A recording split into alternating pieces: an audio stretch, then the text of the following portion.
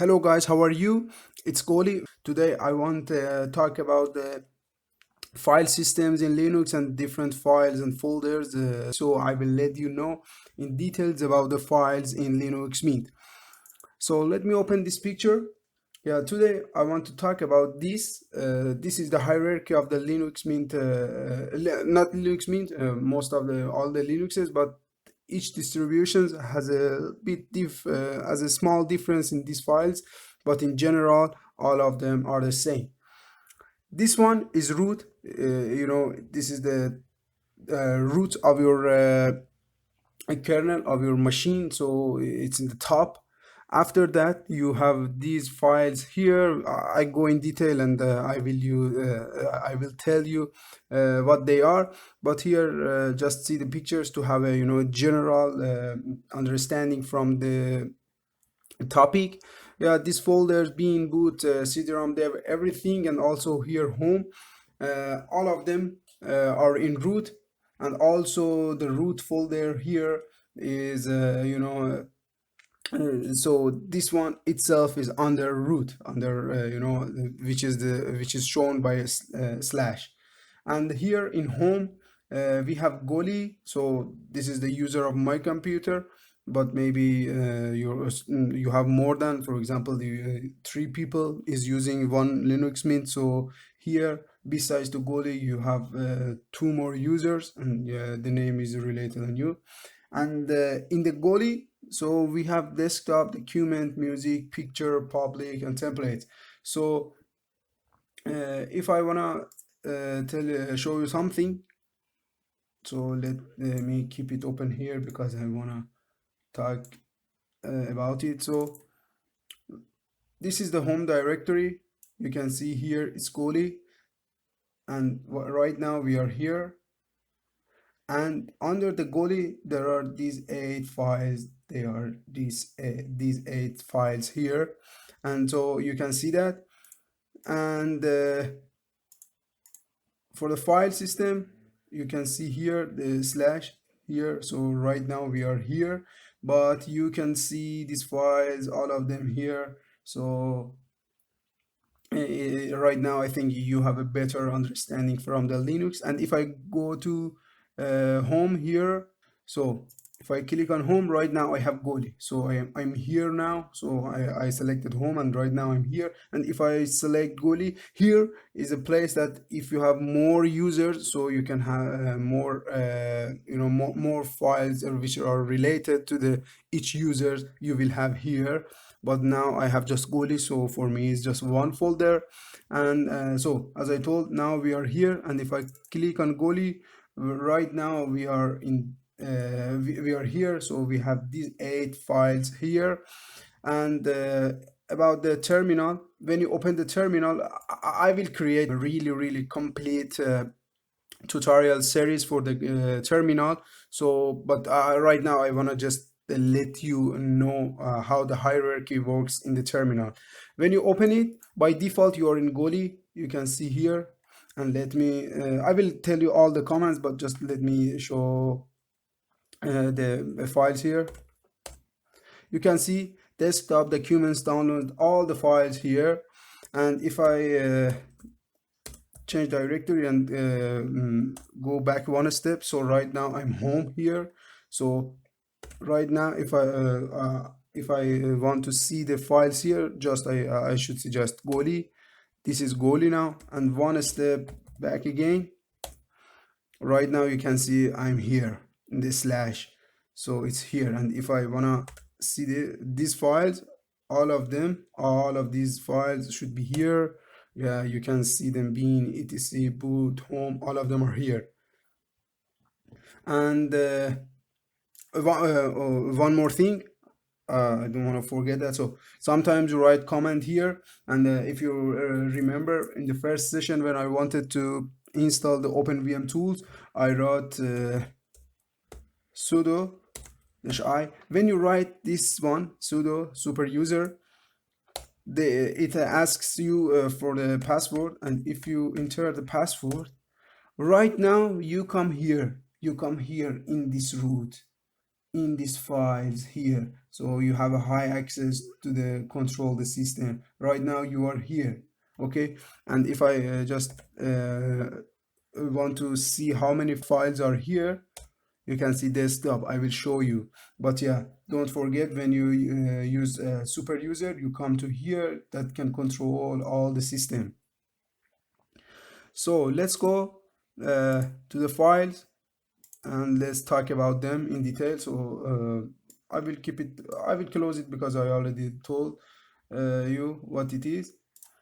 So here, right now we are in the root, and so just don't misunderstand. This one is root and this is a root user root folder, okay? So uh, let's start here.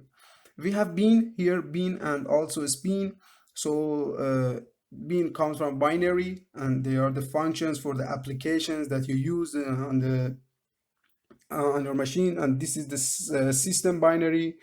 So if I go to the bean, uh, you can see here cat and chmod. They are the commands I will let you, but right now I want to just talk about the what it is. Just they are binary files for the user, and also for the function, the binary files which user use, and they are for the function of the applications. And here sbin, they are also the functions for applications but by the system. So you can see here some commands as well. Yes, so I will tell them the commands in the next tutorial series. So the bean is just functions for the applications. The next one is boot. These are the files when your system is booting. The system needs this file. So I mean, these files are responsible for the booting your system. And a CD-ROM here. This one is not in all distros, and it's not common now. So it's just for CD-ROM and DVD-ROM, but now it's not so common. So let's go to the dev here. This is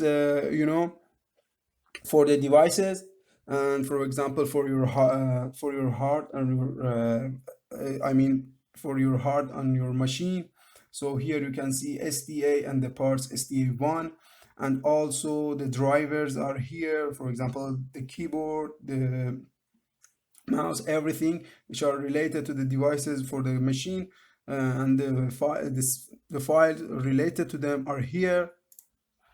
And about the etc, this is the configuration for the system-wide software, such as for example when you go you come and you want to install some software, you use apt. So the resources and the source of your program are here. So I already told you this is the system-wide software, and this is not for the user software like LibreOffice.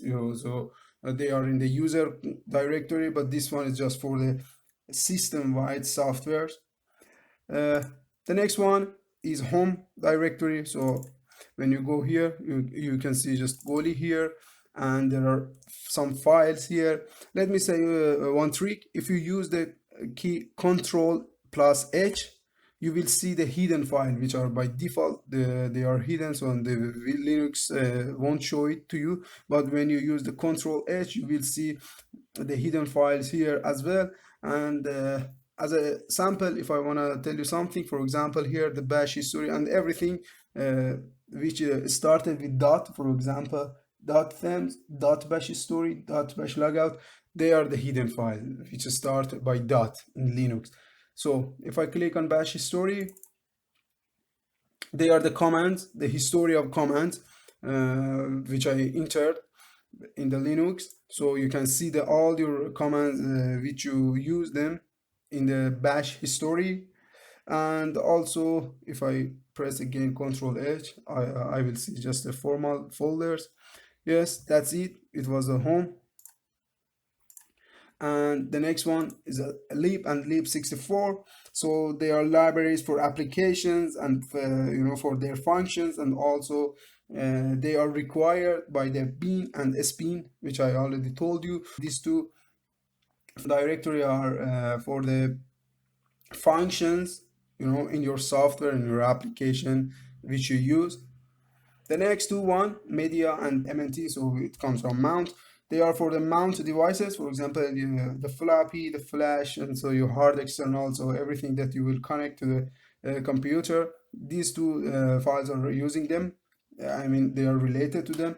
So the media is using by OS as a default mounting directory. So when you connect something, your OS will mount it in media. If you want to mount something manually, so you can use this file directory mnt. And the next one is here proc. This is related to the process, and every process has a directory here, so which includes information about the that process. For example, let me say something. If we go to the system monitor, yeah, you can see here many files are being run. So for example, the first one 1937. If I search here 1937, so you can hear the file, and if you click it right now, these files are working and are being run. So you can see here, and you can reach them and see more information about them by using these IDs. And yes, it was that. So the next one is root. So if I open it, let me enter, because it's root, I have to enter the password. Yes, if you can remember, when I was in the terminal, when I wanted to see the files in the root folder, so I just saw the desktop. So right now you can see it's just desktop, and the root user home folder is just is for the highest control of a system, that you can use commands. Sometimes it's not possible with the user privilege, enter some commands, so you have to use the root privilege to do them. And so especially when you use the sudo command, so it means that you want to have a super user, you want to be a super user with a high control for the system. The next one is run. Here it's a temp fs file. It means it runs in RAM. Everything it is gone when system is rebooted or shut down would be used for process that start early in the boot procedure to store runtime information, so that they use to function. Yes, that's it. That's for run. And the next one I already told, spin. This one server. Right now you can see it's empty because we don't have any servers on our machine. If you set up a server on your Linux machine, such as a web server or FTP, so data will be here, and you can see the information about your servers here. But now, so we don't have any server, so we have no information here.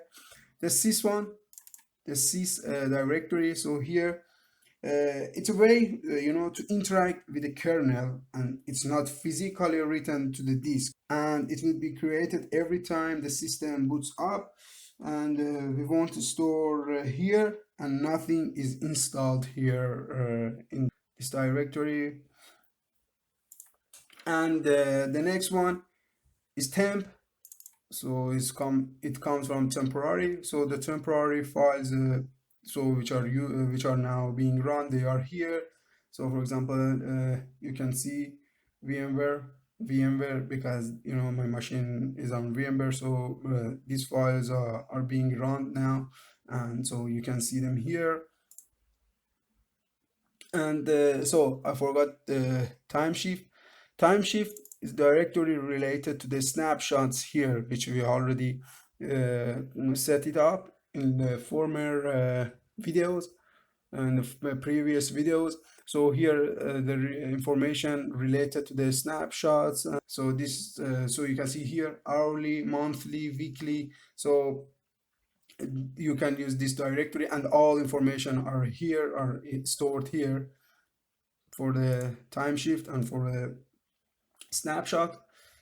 The user, so here the application and the information which installed by the user. So you have it here.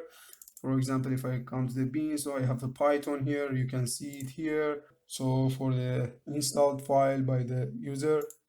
And the last one is var.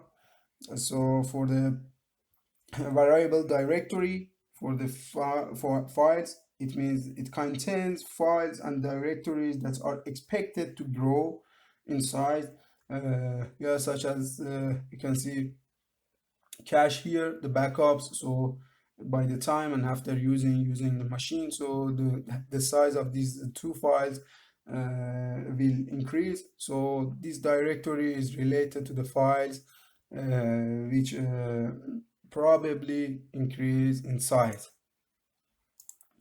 So I think it's okay for today. Thanks for watching video, and goodbye.